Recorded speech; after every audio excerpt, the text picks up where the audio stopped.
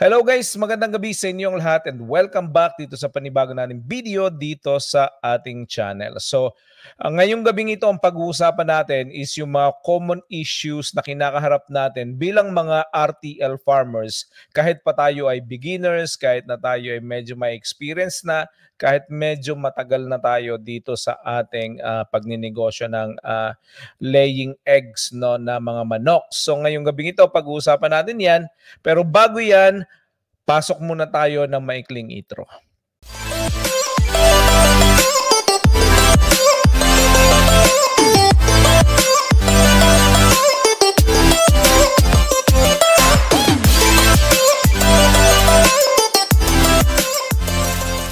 Okay guys, welcome back. Maraming salamat sa pag-stay at sa pag-tune in ngayong gabing ito. At ngayong gabing ito, pag-uusapan natin yung medyo complicated na topic, no? Yung mga common issues na kinakaharap natin. So, kasama nyo pa rin ako bilang host ngayong gabing ito, Anthony. Ang palagi nyo nakakasama sa mga videos na napapanood natin dito sa channel nito. At dito sa channel nito, pinag-uusapan natin yung mga experience natin, nagsishare tayo ng mga videos at mga tips and tricks dito kung paano mag-alaga ng RTL chicken. Like I said, tayo po ay mga beginners dito. Ako ay beginner dito at sa lahat ng mga natututunan ko, sinishare ko lang po.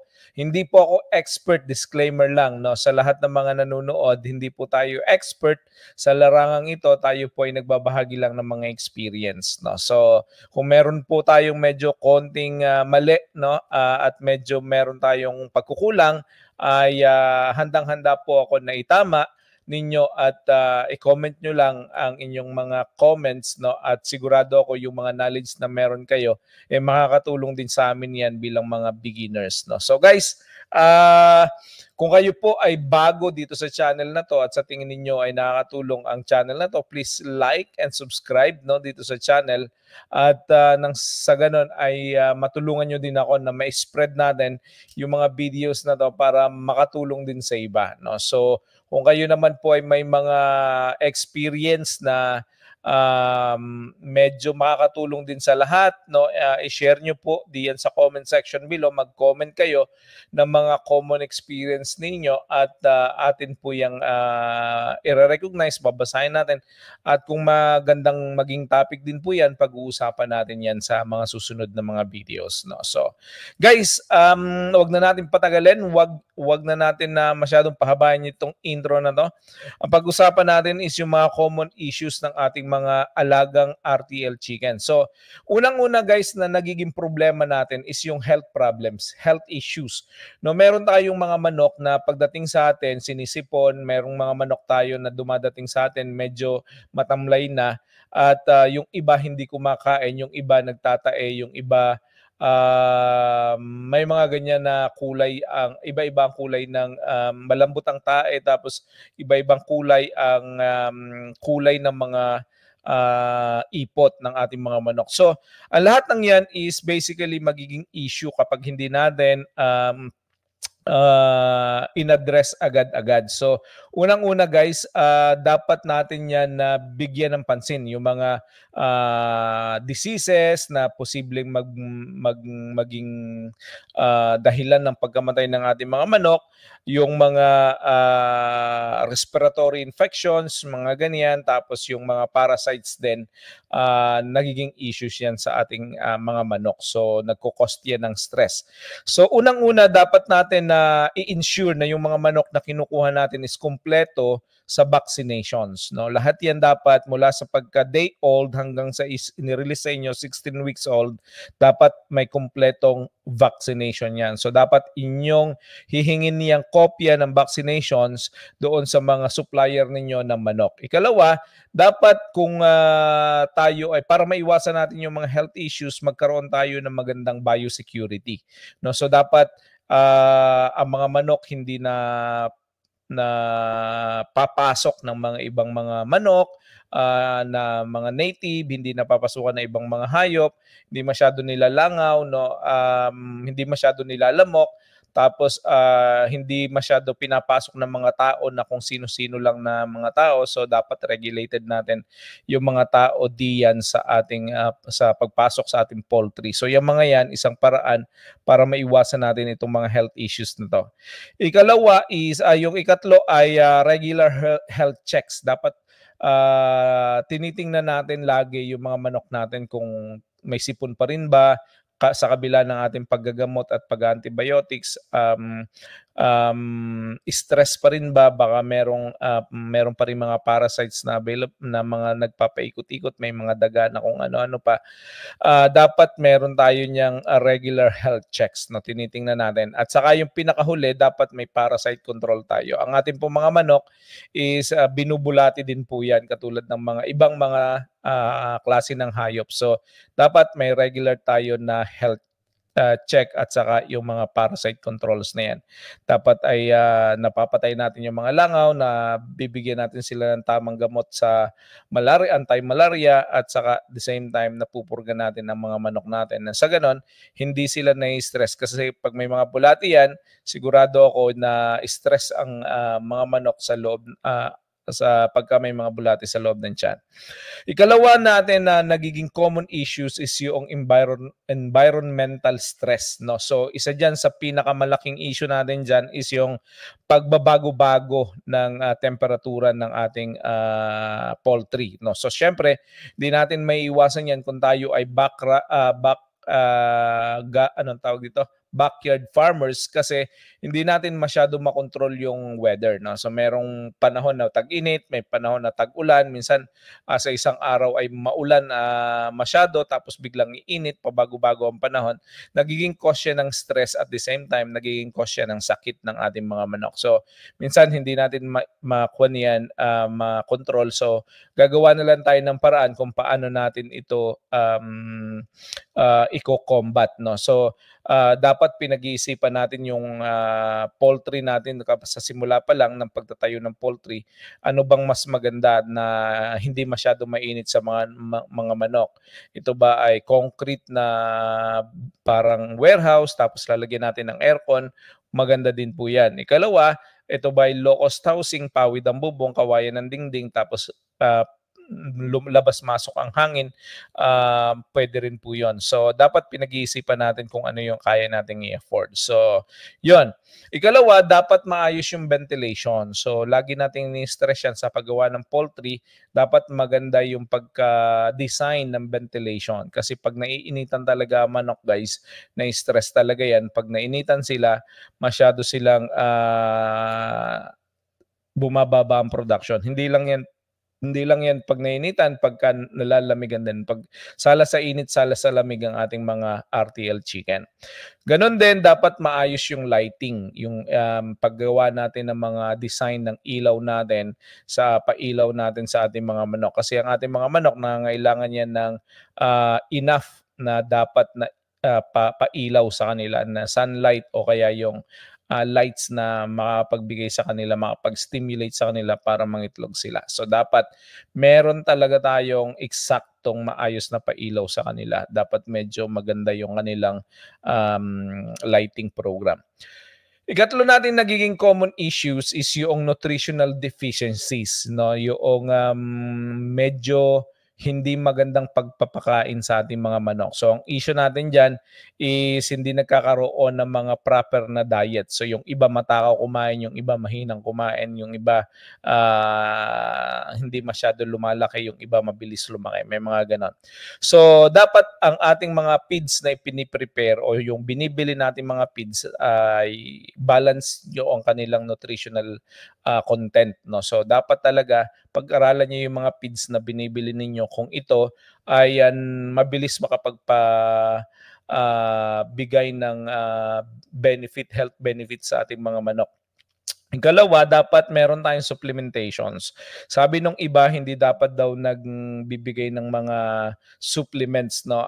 Ako po, sa tingin ko, kailangan ng mga manok talaga yung mga supplements, no? Hindi lahat nakukuha sa feeds. Meron kasi nakukuha sa painom naman ng ating mga supplements, yung mga vitamin and yung mga vitamins natin ginagamit. Minsan kumpleto yan. At yan nakakatulong sa mga manok para magkaroon ng quality na health at healthy na mga manok, no. So dapat binibigyan natin ng pansin yung mga supplements na yan. Dapat mataas sa calcium para mas makapal yung kanilang mga eggshells. Dapat meron silang mga nakakatulong sa kanilang digestion. Dapat yung iba nakakatulong para ma-stimulate yung kanilang egg production. Like may folic acid, dapat yung mga supplements na yan. So dapat yan ay kumpletos, Ricardos, no. So ikatlo na dapat nating bigyan ng pansin is yung malinis talaga na tubig, no. So lagi natin sinasabi to sa mga videos natin, paulit-ulit na tayo. Dapat ay meron talagang fresh, clean water ang ating mga manok, kasi kung wala ay delikado tayo diyan. So medyo hindi healthy ang mga manok natin na nakakainom ng maduduming tubig.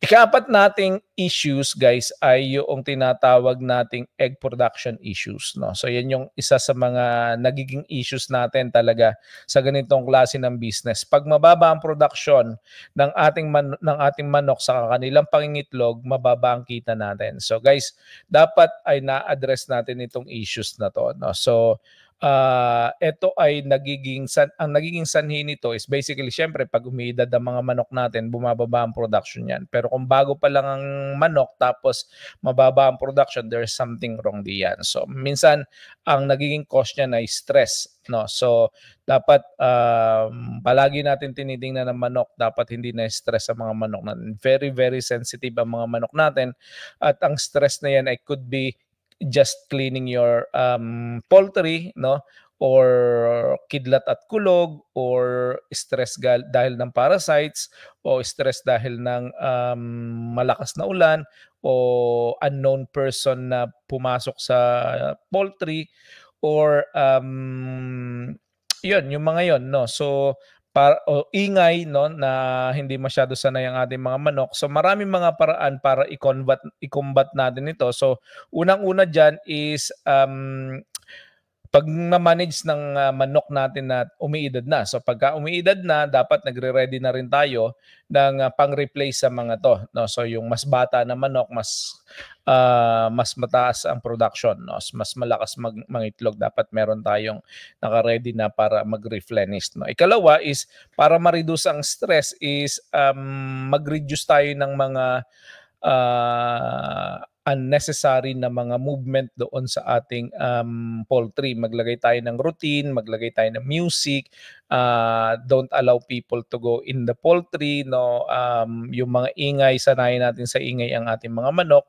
At kung may parasite man, kung merong mga na-stress dahil may parasite, purgahin, mga ganon. So para pag itong mga to ginagawa natin, makikita natin yung sudden increase dun sa ating production. Tumataas ang ating egg production pag ginagawa natin, pinapractice natin itong mga to, no? So yung lighting natin, syempre isa yan sa mga nakakatulong para sa egg production. 14 to 16 hours a day ang dapat na meron ang mga manok na nakukuha, kasi na-stimulate nila yung kanilang pituitary gland, sabi nga nila, para makatulong sa kanilang production. Lalong-lalo na pag may mga panahon na medyo makulimlim, umuulan, hindi masyadong maliwanag, dapat nagpo-provide tayo ng ilaw na makakatulong sa kanila para ma-stimulate yung kanilang egg production. Ang sunod diyan is basically yung mga supplements natin like Egg 1000, egg boosters. Itong mga to ay sagana dapat dun sa folic acid, tapos may vitamin A, D, and E ito na kasama para makatulong sa mga manok para sila ay mangitlog ng maayos. So yan yung mga common issues natin na dapat ay na-address din natin. So sunod is basically may mga issues tayo dito ng mga predator attacks, no. Yung mga bigla na lang yung manok natin kinain ng sawa. No, minsan may mga ganyan nakakapasok sa poultry. Minsan ay may mga aso na nakalabas ng kuwan ng ating manok ng cage, tapos hinabol ng aso, kinagat ng aso. So iwasan natin na yung mga yan ay makapasok, no. So dapat nabibigyan natin yan ng solusyon. Dapat hindi natin yan yung mga daga din, nagiging cause din yan ng pag-attack sa ating mga manok natin, no? Lalong-lalo na kung bago pa lang, no? So yon. Sunod nating issues is yung tinatawag nating cannibalism, no? So yung cannibalism natin is may mga manok tayo na pagka nangitlog na maaga yung ating mga manok, tapos lumabas yung prolapse nila, nagkaroon ng prolapse. Kapag hindi natin hiniwalay agad ang mga manok na to, itong mangyayari dito ay kakainin din yung kanilang mga flesh ng kapwa nila manok. So kapag hindi natin nagapan, ito ay magre-result dun sa pangangain ng kapwa manok sa kapwa manok, no? At kinakain din nila, tinutukan nila yung mga itlog, nababasag yan. At yun, nagiging cause yan ng ating problema. No, so yun ang ating issue na kailangang i-address. At isa sa mga ganyan na issues para ma-address natin is basically alisin agad ang manok, ilagay agad sa kung meron mang nagka-prolapse, hindi na siguro kami kasi kinakatay na namin yung mga manok na yan para hindi na mamatay at hindi na mapakinabangan. So ang ginagawa namin, kinakain na namin, kinakarne at niluluto na kasi mamamatay din naman ang manok, sayang lang. So yun guys, yun yung 5 na common issues. Marami pang issues guys, no? Marami pang issues, pero ito yung mga common issues na nakikita natin sa ating mga poultry sa pag-aalaga natin ng RTL chicken. Kung meron pa kayong alam na mga issues, i-type nyo lang sa comment section below at pag-usapan din natin yan. So una, health issues, health problems. Ikalawa, environmental stress. Ikatlo is nutritional deficiencies. Ang ika-4 is egg production, and yung ika-5 is yung tinatawag natin na predators attack, and yung ika-6 pala yung binanggit natin is yung cannibalism. So yung mga prolapse na yan na nangyayari ay nagre-result yan sa cannibalism. So guys, yun ang mga issues na kinakaharap natin. Isa pa pala nating kinakaharap, bonus to guys, no, is yung pagbibenta ng itlog sa market, no. So kapag marami na tayong itlog at nagpo-produce na ng maganda yung ating itlog, ang issues na nakukuha natin is paano ba tayo magpa-pricing, saan natin ibibenta, paano natin ibibenta. Ito yung mga issues na yan. At sa susunod na video guys, tatalakayin natin yung comprehensive result na solution na pwede nating i-apply dito sa problemang ito. So guys, maraming salamat. God bless and see you all sa susunod na video. Bye-bye.